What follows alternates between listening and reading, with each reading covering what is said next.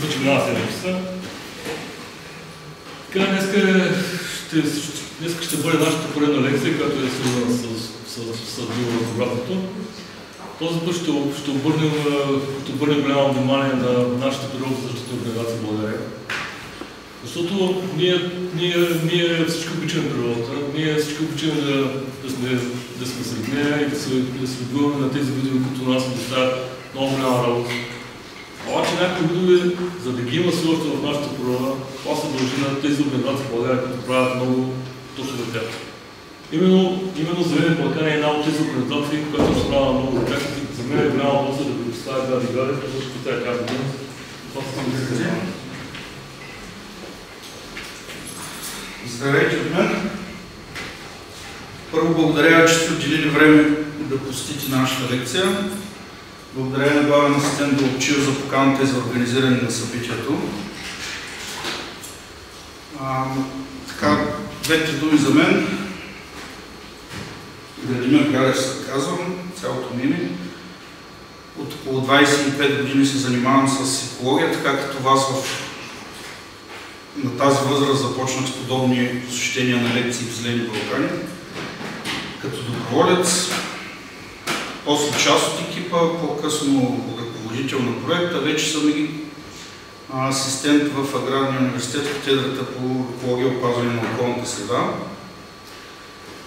Също така за мен е удоволствие, че освен вас тук при нас е и моят колега Симо Марин, който, освен че заедно сме работили по възстановяването на този вид, този малкият човек, до голяма степен съм се учил и от него и за опазването на биологично разнообразие, за възстановяването на видовете, а и, честно казвам, до голяма степен и като човек. Още ме... Моля? Ще почерпя, ще почерпиш, да, много и то. А още малко, за да разчупя леда, за да се почувстваме в по-неформална обстановка. Ще ми позволите да си направя едно селфи с вас. Отдавна не ми се е случвало при толкова студенти.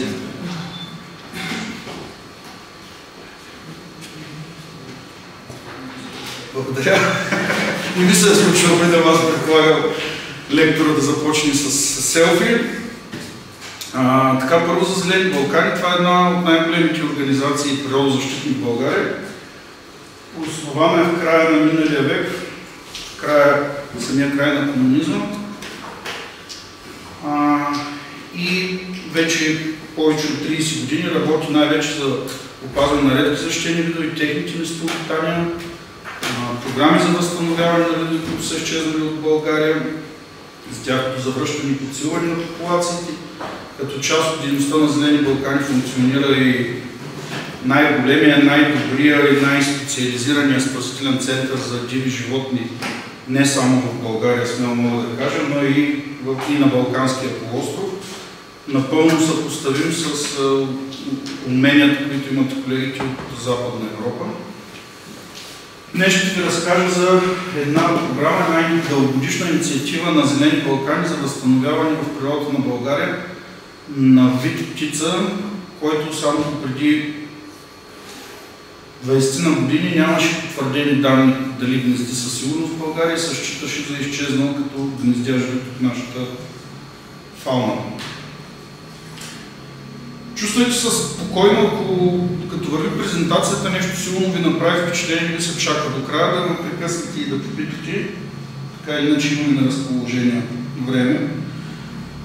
Вида е белошипа ветрушка, другото име е известно в нашата литература, нарича се степна ветрушка, един от най-малките представители на соколите в Европа.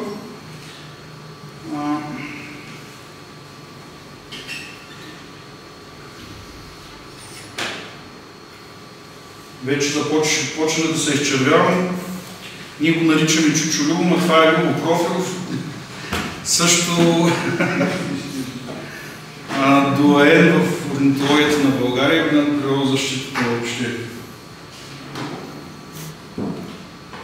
Така по-ясна представа да придобиете за него. На големината на този скол, въпреки че е хищна птица и очакваме всички да е много голям и внушителен, най-общо е приблизително по размер голям колкото бобутка или чавка от другите птици, които сте така са широко разпространени, сигурно сте видели.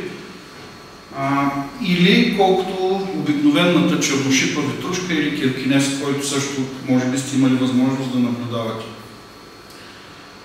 Много често поради местата, в които гнезди, белошипата ветрушка, където я има, или в съседните на България държави, където е така с висока численост в Гърция, Турция, Северна Македония, една характерна поза, кацнала върху покрив, на не много висока сграда, обикновено порутен с много такива кухини.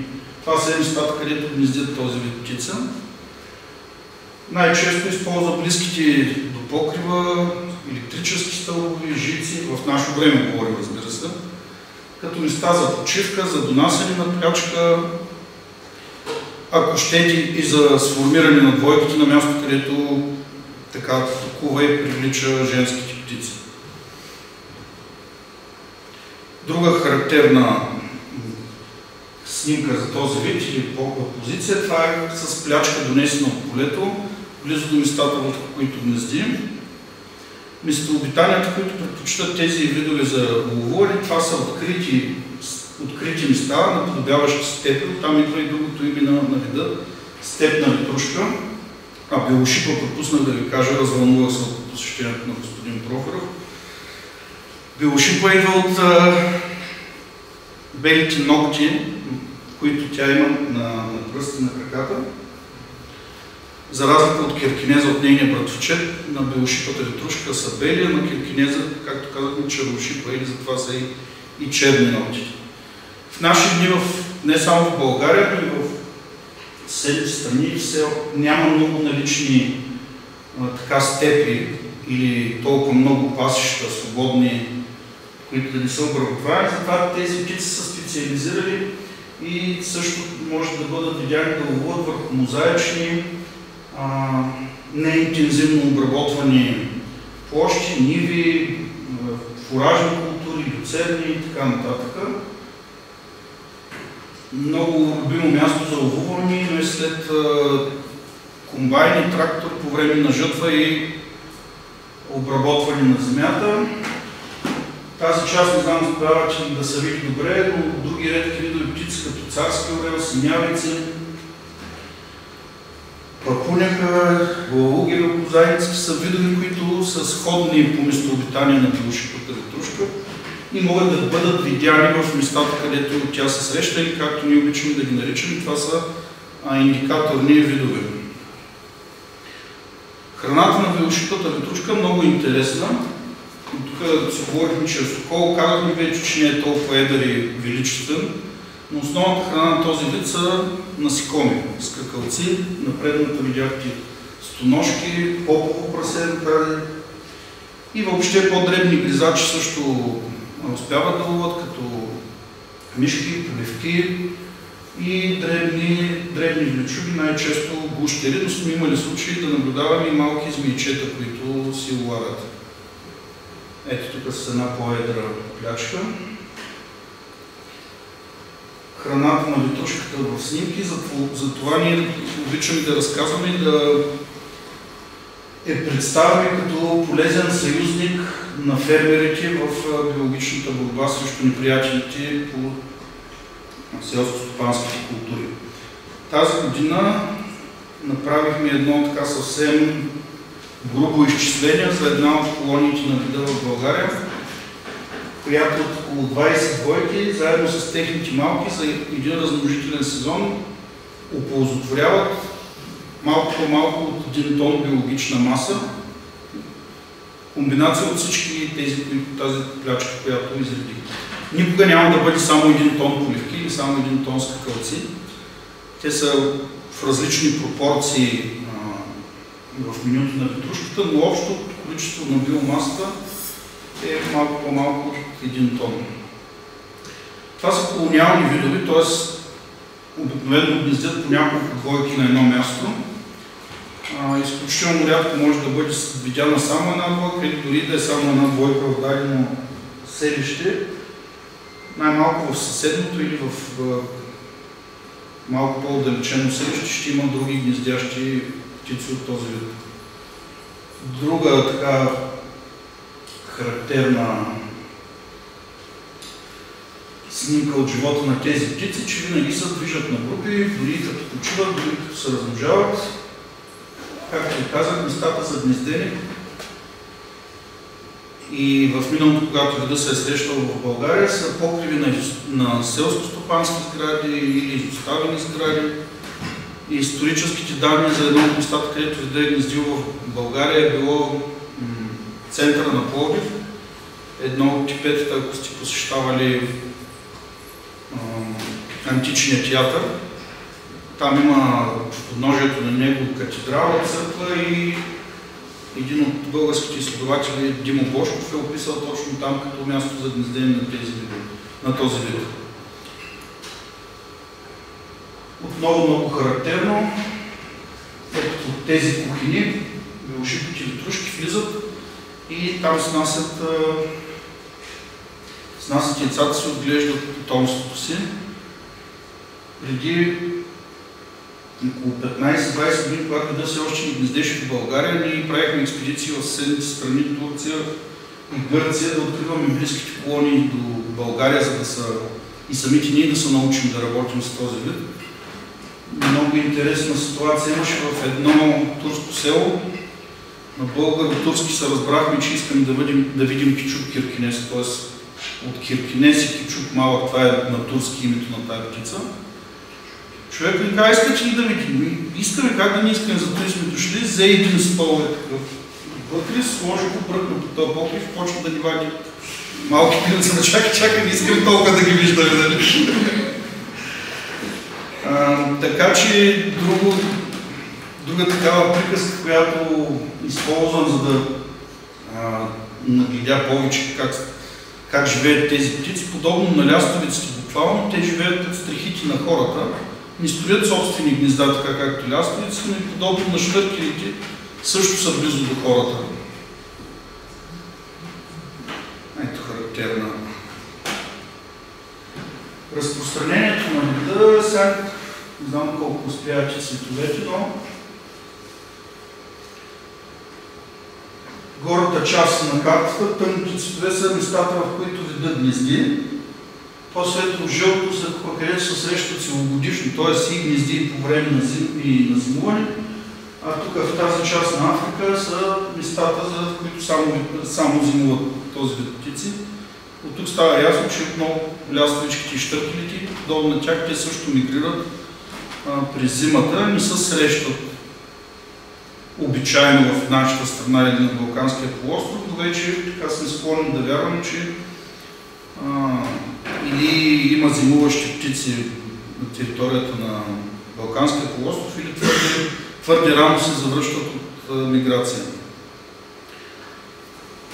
Малко по-стари данни, които изказваха преди, спокойно мога да кажа, преди Зелени Балкани да започне възстановяването на вида в България и да направим първото сателитно проследяване по европейски източници от ЛПО Франция или BirdLife Франция, BirdLife партньор. Във Франция се считаше, че птиците от Балканския полуостров зимуват в тази част на Африка с строго разпределение за зимуването на птиците от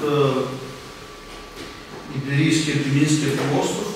Малко там ще ви покажа каква разлика установихме. И разбира се, с зимуване в Южна Африка на птиците от Азия. Често казвам, и ние очаквахме, когато поставихме първия предавател, имахме някакви очаквания, че сигурно птици ще отидат тук.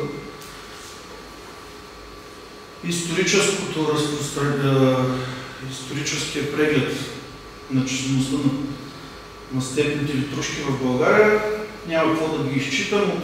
Много често срещам навсякъде. Края на 19 век постепенно намалява неговата численост, докато в началото на нашия век няма потвърдени категорични данни за успешно гнездение на вида в границите на България. Така, с различен цвят точки в исторически план са отбелязани къде са местата за гнездение, къде се е срещал. Сами виждате, че това е един по-непланински вид, а се среща в ниски или равнинните части на страната, а не в планини, както например някои видове орли, лишояди и така нататък. Едно от последните известни гнездови находища, 1989 година, в Сакар планина, на границата на България и Турция. Вече ви казах, Симо Марин, който е тук след нас, е той от хората, които е имал възможността да наблюдава това гнездово находище и всъщност не е в къщи, както ви разказах, покрив на къщи, а пясъчен, стръмен пясъчен бряг на едно малко деле. И всъщност това са едни от природните, естествените места, в които видят гнезди. Пясъчни брегове, скални ниши, отвесни скали и така нататък. И двете издания на Червената книга, първото от 85-та и по-скорошното от 2011 електронното и 2015 хартийното издание, вида е оценен като критично застрашен в страната, като в последното издание за оценката на консервационния статус на вида са използвани критериите на IUCN, така че това дава една съпоставимост с популациите на вида и в другите съседните на България страни. Въпреки че е критично застрашен, няма, както казано, гнездово находище.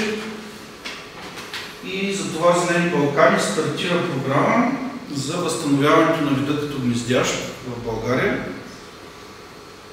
Извинявайте, така наречената реинтродукция или reinforcement, но това са чуждици, които моите преподаватели в университета ме учиха, че не трябва да използваме чуждици, но има някои термини, които вече са придобили така популярност в нашите среди. Е трудно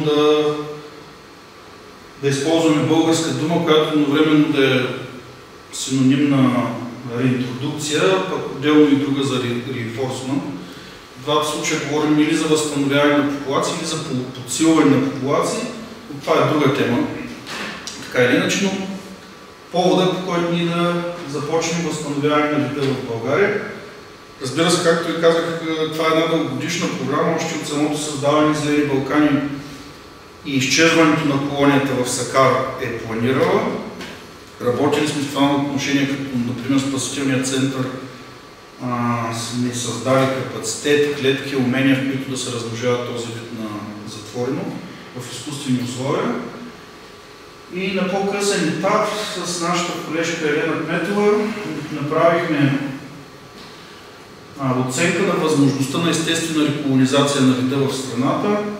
Оказва се, че най-близките известни колонии от Турция до нашата страна са на повече от 100 км и някои в Гърция по-късно налегне. И ако разчитаме на естествената реколонизация, това би отнело много време. Освен тези данни за съседните колонии са направи и оценка на гнездовите местообитания, на хранителните местообитания, степента на законова защита, ако щете наличие на активни селища, достъпност до тези селища по проходими пътища и така нататък. И едно от най-перспективните места се оказа района на сакарското село Левка, където взехме решение да започнем възстановяването на вида в България. В рамките на един LIFE проект по програма LIFE на Европейския съюз, съвместно с една испанска организация, която се казва ДЕМА и е специализирана основно в отглеждане и размножаване на белошикови трушки на закрито и последващо им адаптиране и освобождаване в дивата природа, и други германски партньори от Евронатур. Стартирахме този процес реално на място вече, като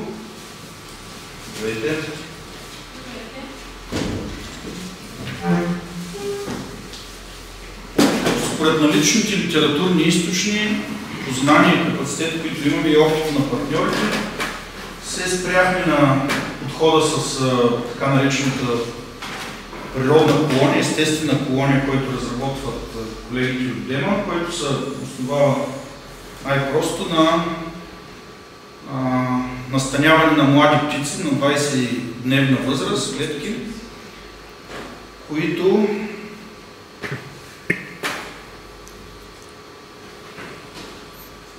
птиците да имат възможност да се адаптират и да бъдат в контакт с възрастни нелетящи птици, които да са един вид тяхни учители, тяхни ментори за живота им по-натам в новото непознато място. Имаше и други налични методи, като например задържане на птици за презимуване през първата година от живота им, освобождаване на по-късен етап, но в крайна сметка ние избрахме първия начин. Снимката вляво е място в Испания, където бъдещите български белошипи ветрушки се размножават. В този многоъгълник от вътрешната страна той е напълно свободен, като тази зала, примерно. Те имат възможност да летят свободно на по-голяма площ. Вътре има разположени гнездилки, места за хранене. И когато достигнат до 20-дневна възраст, пътя на ветрушките от Алмендралеко в Южна Испания на границата с Португалия, с автомобил до Мадрид, самолет от 2 часа и половина до София, от София до скарското село Левка за около 3 часа или може и по-бавно. И там е изградена специализиран модул за освобождаване и адаптация на една бивша селско-стопанска сграда. Тази клетка, не знам доколко успявате да виждате, не си при мен не се вижда добре, но тук има едни отворчета, които са гнездилки за ветрушки. Тук с легенда вече по-добре обозначено, но клетка за възрастни птици, които и казах менторите, тук отстрани кутии за освобождаване, места за гнездени, прозорче за наблюдение, друг тип изкуствени гнездилки, такива перила, в които младите новоизлетели птици, които не са толкова опитни да има къде да се разхождат. И разбира се, като всяко нещо се наложи да побългарим модела, защото в Испания птиците имат един вид заплаха. Тук поставихме допълнително тази лента от ламарина, която е да предпазва гнездата на ветрушките от най-вече от белки, които в нашата страна са с голяма численост. Допълнително поставихме електропастир със същата цел и безброй много други неща, които са много интересни, но наистина са детайли, защото не е много време да ви ги разкажа. Това е обратната страна, зад стената, на която е прикрепена клетката. Това са етови кутии за освобождаване, в които живеят малките птици. Тук е прозорчета, вратата към клетката за тях и гнездилките. Всяка от гнездилките вече има камера за видеонаблюдение, която освен екипа на място, който седи и се грижи за птиците, може да гледа, така и администраторите като мен вече, които са повече време в офиса, пак имат възможност все пак да видят тези птички. И така, първото освобождаване на птици, първите доставени птици бяха през 2013 година. Около 90 птици, една група около 60, по-късно още 30 малки пухчета. Долетяха от Испания, настанихме ги в Левка. Сигурно е било културен шок за тях от Испания в Левка. Самите ние, честно казано, най-смелите ни очаквания бяха да се завърнат няколко птички, да покръжат, да ги видим, че са живи и здрави и да чакаме още една година да загнездат. Но понякога късмета на начинаещи се работва и още през 2014 година ние имахме първите 5 сформирали двойки в колонията, която създадахме, и с това се счита, че видът белошипа ветрушка е възстановен като гнездяжа в България. Най-новата ни история, благодарение на усилията на Зелени Балкани. По-късно, много интересна история. Открихме и неизвестна до момента колония през същата година, 2014, открихме и неизвестна колония на белошипи ветрушки в така популярната днеска, и преди малко преди да дойда при вас се слушах, и вие сте я слушали сигурно, рафинерия Лукойл до Бургас. Много интересен начин беше, по който открихме. В нашия спасителен център пристигна една птичка омазана, паднала в едно от съоръженията на рафинерията, и хората, които ни изпратиха от районната инспекция по околна среда в Бургас казаха, че е белошипа петрушка, или им казаха да си гледат работа, че не разбират, допреди да дойде птичката при нас. Спокойно мога да кажа, че Бургас е мястото с най-много орнитолози на глава от населението в България. Брой проучвания, картирания по натура, без натура и така нататък. Никой не беше казал, че мисли там и после вече взеха колеги да говорят как ги виждали, как идяли скакалци и други, ама после. И така това са първите известни колонии на вида в България. Днес вече нещата са малко по-напреднали. Имаме 4 сигурни места, в които гнездят белошипови петрушки. 3 по-точно, извиняйте. Сакар място, където ви казах, най-голямата колония, където в момента всяка година се сформират от около 20-25 гнездящи двойки, малко по-малко от тях успяват да обидят потомство. Следващото място е спасителният център на Зелени Балкани в Стара Загора, който малко по-късно и там създадахме колония. Пак по същия метод, пак с някои побългарявания. Сега карта е малко стара, защото в момента колонията в Стара Загора е по-голяма от колонията в Лукол. Тук са до 10 двойки, тук са почти 5 или близо до 5. И поне още едно място, казвам поне още едно, защото така наблюдение на вида през размножителния сезон, поведение на птици и така нататък, поне още едно място в България, където вида вероятно гнезди, но ние не го знаем. И така националната численост, която оценяме на белошипите петрушки в България е над 40 двойки без точна такава цифра, защото през годините тяхната численост флуктуира. Липсва 22 и 23 година тук, но числеността е сходна като през 21, така че не съм пропуснал много да ви покажа. Тази картинка, която виждате, са млади новоизлетели птици и е направена като сме прозорче отзад, което го казах като прозорче за наблюдение. Освен това, освен самите гнездови колонии, идентифицирали няколко места в югоизточните Балкани, които са важни за този вид, като места за предмиграционни струпвания. Характерно за тези видове, той и за щъркелите отново, и за лястовичките сте видяли как се събират на групи преди да поемат на юг, но сформират едни места на предмиграционни струпвания, които много често са далече от местата за гнездени. В някои страни достигат от няколко стотин до няколко хиляди, като в Испания, например, или Албания. И по време на тези струпвания птиците се хранят интензивно, трупат запаси за така изключителната миграция за тях.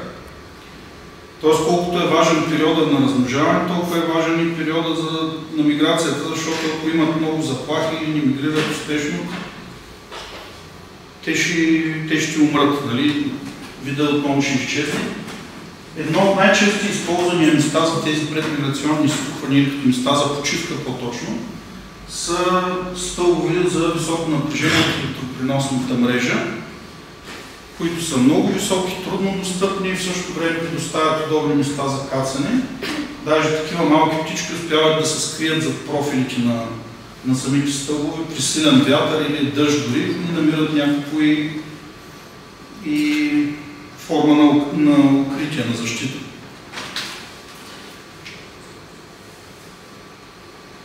Цялото възстановяване на изчезнал вид от страната е свързано с много съпътстващи дейности, които не приключват само с освобождаването на птиците.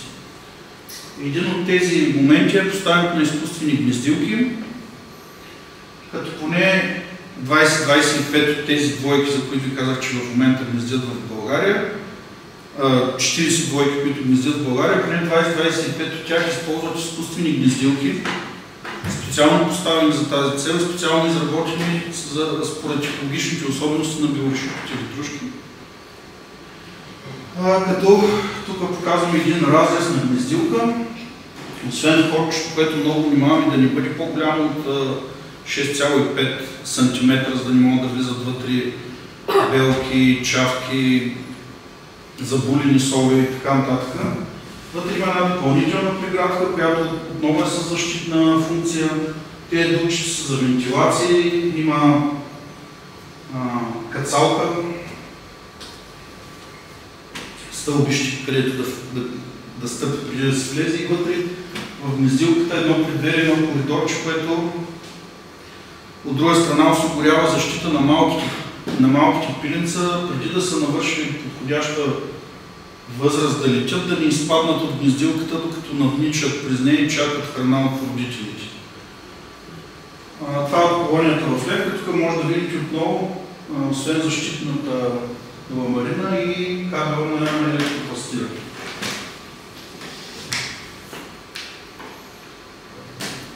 Не е лесно да се слагат гнездилки, особено в Лукойл. Безброй правила, само да влезеш да наблюдаваш птиците, каска, противогаз, скорост не повече от 40 км, включени фарове, товарен автомобил и 40 градуса да е вънка, трябва да се с дрехи с дълъг ръкав и се затвори ръбухи. Но все пак ветрушките си харесват това място и там влизат точно по тези технологични съоръжения, като огромни, не е думата танкери, огромни такива варели, в които се съхранява някакъв етап от горивото. Като резервуари. Резервуари, точно дума не може да се сетя, но огромни, колкото една сграда, например. Понякога се случват и интересни места, ние слагаме къщички, но съседа, те са кашони от банани, но той с тях носи пъпиши. И всъщност една двойка от ветрушките тази година си я хареса и почва да влиза в една горната дупчица, която е по-разширена. В крайна сметка не загнезди там, но е, нали, показва адаптивността на тези птички и всъщност ние не знаем толкова много, колкото си мислим, че знаем. Спасителният център в Стара Загора. Казах ви вече, че това е най-големият спасителен център, който освен да лекува бедстващи животни, да приютява ранени птици основно, по-малка степен костенурки, по-малко прилепи, но основните пациенти са птици.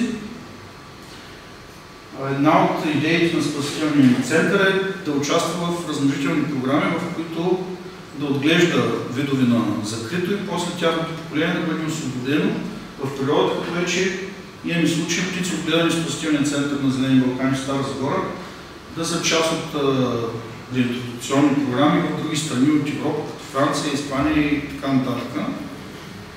Там сме градили и капацитет за белошипи ветрушки, като не само да бъдат нахранени добре, но и инкубатори, в които при нужда да се доизлюпват яйцата, такива като ковиози при хората, или т.е. места за да отглеждане на скоро излюпените пиленца, които са свързани с различни изтегляния, примервания, ветеринарно-медицински манипулации и грижи. Клетката, в която се размножават белошипите ветрушки в Стара Загора, които вече са около 30 двойки, всяка година отглеждат около 100 малки, които влитат в природата. Така изглеждат птиците на нашата клетка. Тази година развихме модела и направихме нов тип клетка за птици, който се прави за първи път в България. Пък може би и в Европа, от така популярните сандвич панели.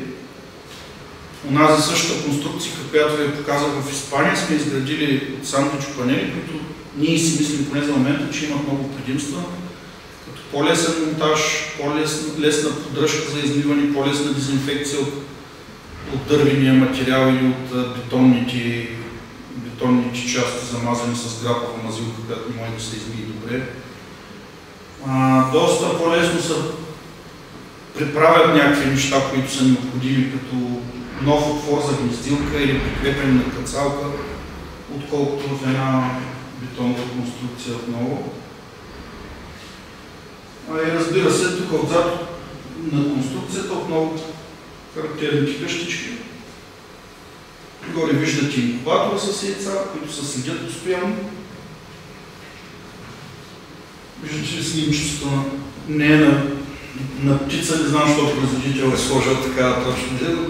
И там вече повиощещо за малки, които в първите дни, след като бъдат излюпени изоставени яйца или яйца сираци, екипа на спасителния център полага специални грижи да се грижи и да храни птиците, да осигурява температура. Така че между старите клетки с подобно разположение, но в група от клетки, така че да наподобява колонията, в която живеят птиците.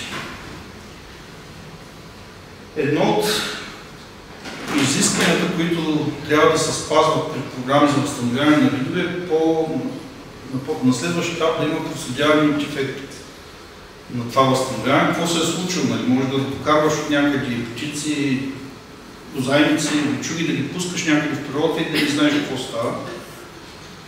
Но като така базов метод, който прилагаме за белошипи и витрушки, това е маркирани с стандартни орнитологични пръстени под координацията на Българската орнитологическа централа, като част от Българска академия на науките.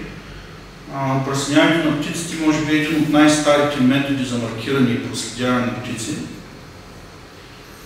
Не знам, запознати ли сте, чували ли сте, може би сте виждали гълъби с пръстени, на които са прикрепили някога след димните сигнали, нали, комуникацията между хората с гълъби с пръстени. Но това е един от методите за проучване и проследяване и маркиране. На всеки пръстен има индивидуален номер, от тук серия на пръстена, който е понякога са цифрени и специално за витрушките сме въвели фал канала МАНИ-ФМ и надпис от държавата, където произхожда институцията, която отговаря за и координира упръстеняването, събирането на данни и даване на обратна връзка. В различните страни тези институции са различни. Някъде националната организация може да е зоопарк, другаде може да е университет, например, или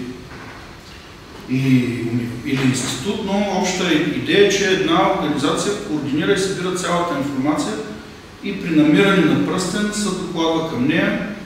Тя дава обратна връзка. И двата момента са много вълнуващи, когато пръстен, който е сложен, тебе бъде намерен и ти върнат някъде информация от друга страна, или обратно, когато ти намериш пръстен в България, защото последващия етап от проследяването на пръстените лавени с орнитологични мрежи по специални правила, разбира се.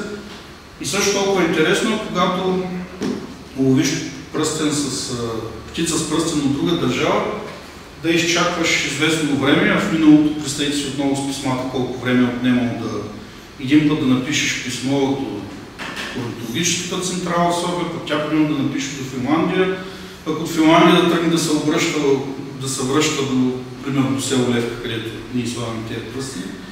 И двата момента са еднакво емоционални и вълнуващи, но понякога не са толкова често срещани. Пропуснах да ви кажа, че металните пръстени, те са вечни, те са от метал, алуминий, върху каквото и да се случи с птицата, дори, например, наскоро има много случаи на запалване на защитени територии в България, крайбрежни езера, където изгаря пластиката. И ако там намериш птица станала жертва на пожара, металният пръстен винаги може да бъде разчетен, да се идентифицира откъде идва. Както обичам да казвам, това е личната карта, паспорта на птицата, с която тя живее до края на живота си. И така е известна. Но както и в нашия живот, освен официалното име, има и прякор, или както ви бихте казали, никнейм.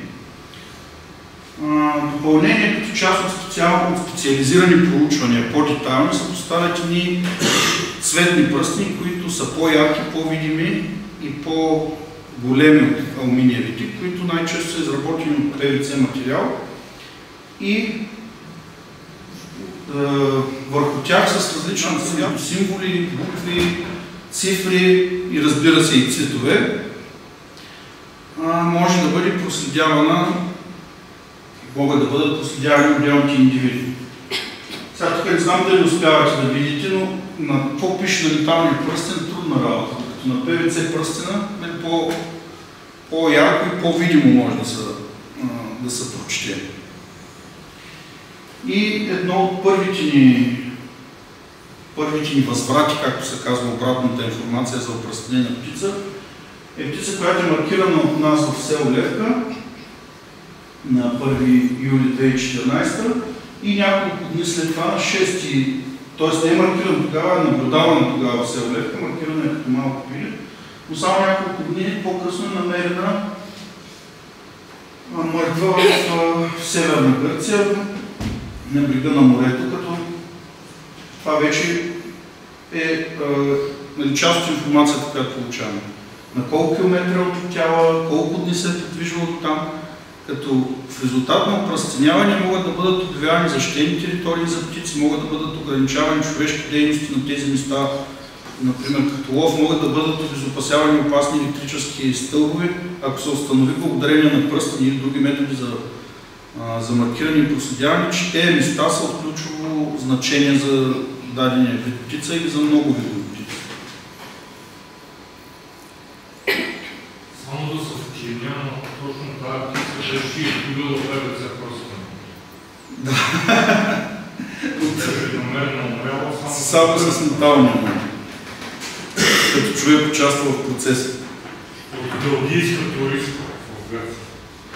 Представете си какъв е шанса, наша птица в Гърция, пък точно на това място белгийска и тя ни беше млада тази птица, т.е. не сме я опръстенили същата година, по-рано беше, защото на 1 юли още няма да летящи толкова. Моля? Туристите не беше. Вероятно и тя не е добра. Тези два метода, металните и цветни пръстени, са сравнително евтини и масови.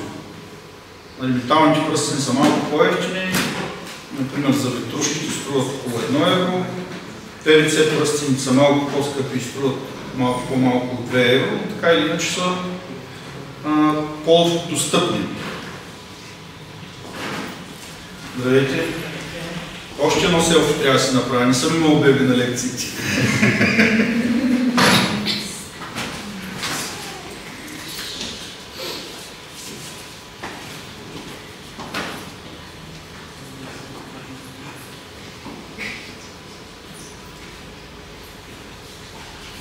Да изчакаме и душите да се настанят, че продължавам.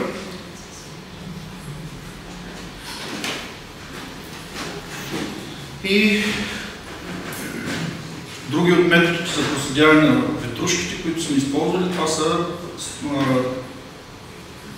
поставени на различни предаватели. Сега аз малко съм ги разменил местата хронологично и технологично, но в случая сателитни предаватели, които са от най-модерните технологии, които не е нужно някой да улови птицата или да я намери мъртва, както пръстените, за да получи информация. На тази картинка е макет на белошипа ветрушка в реален размер и на нея има сложен истински предавател, като теглото на ветрушките е около 130 грама, съвсем общо го казвам, а едно такова предавателче е с тегло около 5 грама, заедно с призрамките и кришки, с които се прикрепя и конци за пришиване. Виждате как изглежда предавател в полет на птицата. Това е така нареченото прикрепване тип раница на предавателите, защото има и други. И от тук конкретно това са данните за миграция само на една единствена птица, която е най-дълго проследяваната птица в продължение на 4 години отива до Африка и се връща. И тази птица произхожда от колонията край Бургас. От много различен тип предаватели са и сателитните, едни от тях изпращат конкретни географски точки с позицията на птицата, други изпращат приблизително местоположение с отклонение от няколко стотин или километър, няколко стотин метра или километър отклонение. Това е въпрос вече на технологични решения и и възможности, но с дребните видове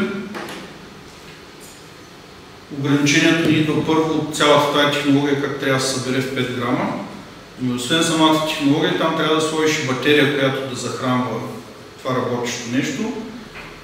Докато, например, една мечка, що да ни сложиш половин килограм на врата или колкото там вишиш, колко са предавателите на мечки, или вече и там са лекички. Но така или иначе, теглото на предавателя ни трябва да надхвърля около 3-4% от масата на птицата, за да може тя да ловува, за да не се нарушава естественото поведение и, разбира се, да може и да се размножава. След всичката тая технология, за която разказвам, това са едни скъпи устройства. Здравейте. Разбира се, в годините и те намират подобрения, и те стават по-достъпни и като цена, и като предлагане, но все пак това са устройства, които са поставят, с които се маркират единични индивиди. Някои други данни така, от движение на друга птица, за тези предмиграционни струпани, които казах, птица от колонията в Левка посетила 2 различни места, които преди директно да мигрира към Африка, е използвала тези територии да се храни, да натрупа мускулна маса и да може да преодолее разстоянието до Африка. Сега, един от типовите предаватели, с които започнахме да работим, бяха така наречените питчите трансмитери, които ни даваха точна позиция, и дълго години ние нямахме данни за колко време пресича Средиземно море. С това скоро се движи над Средиземно море, но в наши дни, буквално миналата година, данните ни показаха, че разстоянието от делтата на Марица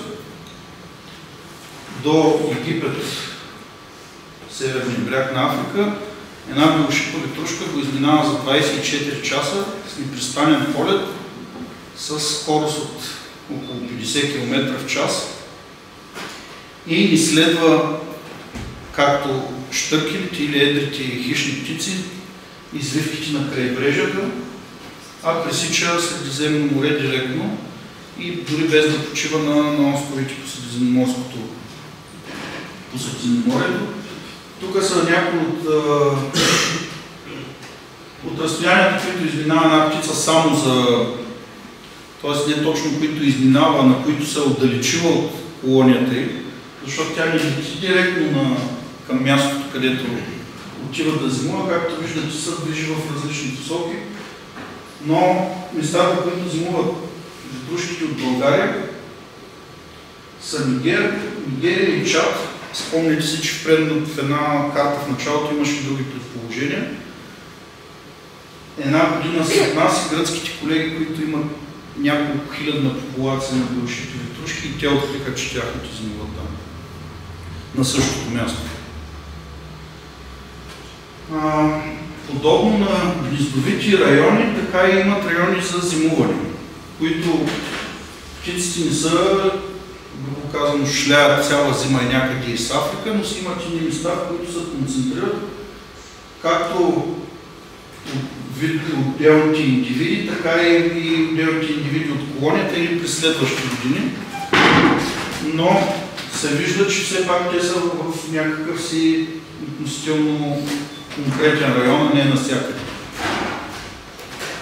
Тук отново виждате ли антенка на предавателче?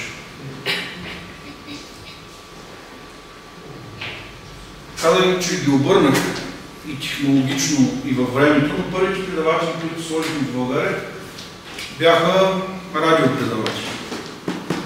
Тоест, за да имаш сигнал, за да получиш мястото на птицата, къде се намира, трябва ти да си на терен с една антена поне, с един приемник за антената, по възможност и радиостанция, но освен тето да има и още поне 2 екипа на място в същата територия, за да може голяма точност да се локализира радиосигнала. Все пак този сигнал е с някаква освен че има чистота, има и някакво разстояние, на което е актуален. И ако ти получиш сигнал от антената в примерно на 180 градуса, не знаеш къде точно тия 180 градуса от теб ще се намира птицата. Но ако имаш на две други позиции, на още две други позиции, които засекат сигнал, който при тях най-вероятно няма да е на 180 градуса, се получава така наречената триангулация и са относително отново относително местоположение на птицата. Сега тези предавателчета са чувствително по-евтини от сателитните, но там има други разходи за оборудване, ходене на терен, чупене на коли, изгубване на GPS-и, изгаряне от слънцето и какво ли не още. Но това се случва в реално време. И не става да седиш в офиса и да получиш сигналите. Ти трябва да си там. Сателитните предаватели, както казах, по различен начин, при сървъри, с SMS-и, с имейли ти изпращат данните. Може да седиш в офиса и да пишеш статии. Но с радиопредавателите пак може да пишеш статии, но трябва преди това 2-3 години да скъсваш малко обувки, гуми на колата и така нататък. Но се случва в реално време. След като хванеш позицията на птицата, ти се изместваш, отиваш по-близо до нея. Тя точно тогава не е там, се е преместила, но я намираш в един момент. И като я намериш, се оказва, че тя не е сама, но там има и няколко други индивида, нали? Или понякога и други сходни видови хищни птици, които също са намерили това място като подходящо за тях. Но за сметка на това, радиопроследяването за мен е така един от най-динамичните, най-любопитните методи, които могат да се използват за проучването на птици и в който съм и участвал. Така, тук е така наречения home range или гнездово местообитание на две различни птици от вида белошити витрушки. От колонията се казва една. Виждате, че в едното зеления нюанса на едната птица, кафеникава е на другата. Виждате, че все пак и там има някакво ориентиране, все пак има някаква сходна площ, която се припокрива. Тоест тези птици ловуват и вероятно като останалите птици от колонията, ловуват много повече в тази територия, отколкото тук или въобще тук не. Това е свързано с типа на земеползването най-често, с оборот, така наречен, селско-стопанските култури, които са сложени, които са засети в тези територии.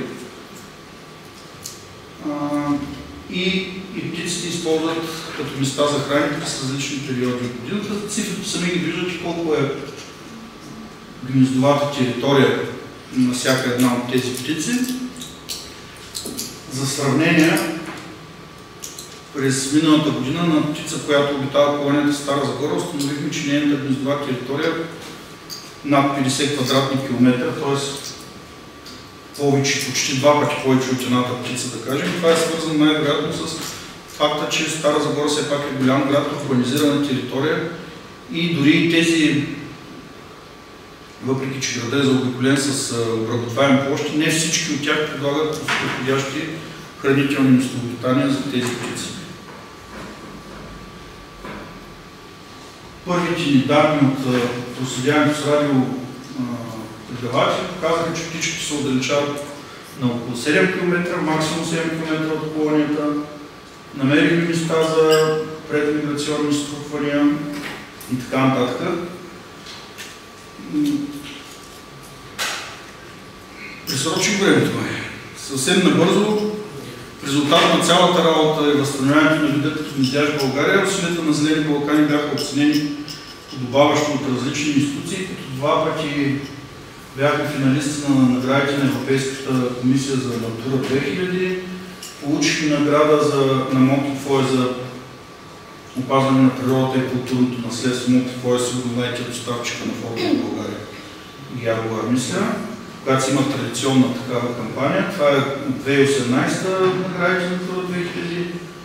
За най-добрите проекти на програма LIFE бяхме номинирани през 2019. Различни награди от български организации, Зелени Балкани, БФБ. Нещо интересно, което за съжаление идвам да ви разкажа късно, като част от нашата работа функционира и така наречената Академия природа, която беше насочена към студенти по екология, биология и други близки специалности да развиват дипломни работи и курсови проекти. Но след като обявихме инициативата в началото на проекта ни през 2021 и 2022, вече изхъбихме финансовия потенциал за тази подкрепа, но като съвети, като напътствие, като база за изследвания, все още сме на разположение, който от вас има желание да проучва биошипи ветрушки или биоразнообразието в Сакар или взаимоотношения между пасищни животни, които са част от пейзажа, растителни местообитания, в които са ветрушките, други реинтродукционни програми, може да напотърси да разчита на нашата нефинансова подкрепа, за съжаление. Това са лесно може да намерите на сайта на Зелени Балкани, само без да се хваля, изписвайки моите име, ще ви излязат няколко контакта с телефони, по които ще ви отговоря. И така, благодаря ви за вниманието. Ако все още имате... Липсваше ми 20-дневно пиленце, ето го накрая, така идват в Испания. Ако имате все още сили, задавайте въпроси.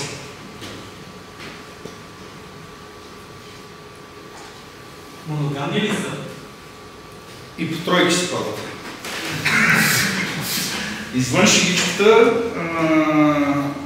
по принцип двойките през различните години не са от едни и същи птици винаги, но има и случаи, в които сме наблюдали наистина изформиране на тройка с две мъжки птици, като взето женската си избира при коя от мъжките птици да отиде, като водещо е по-добрата гнездилка или повечето донасена храна от мъжкия. Да. Има ли някакви взаимоотношения с черношипата ветрушка? И ако има, какви са? В колонията в Лукойл гнездят заедно черношипи и белошипи ветрушки. Като част от нашата дейност за възстановяване на вида се опитвахме, освен белошипите и ветрушки, да освободим в същата колония и черношипи, които да бъдат като бодигард на колонията. Тоест те са по-едри, по-агресивни и да пазят колонията от нашествие на по-едри хищни птици, ястреби, например.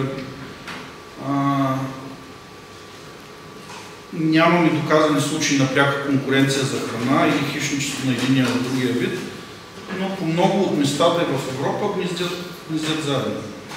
Но тези са черношипите с по-малка численост, защото те обикновено не са колониални, но пак в Бургас колонията, да кажем, от 30-40 черношипи ветрушки и по-малко 5-10 двойки белошипи. Тоест там правилото е различно. Вие бяхте, да?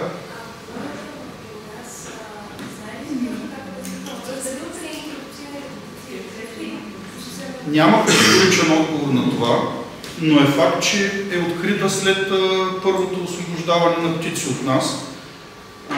На мен много ми се иска да вярвам, че благодарение от насищането на птици в България, там се е сформирала колония, но Любо Проферов е живял в Бургас, той може да изкаже предположение също.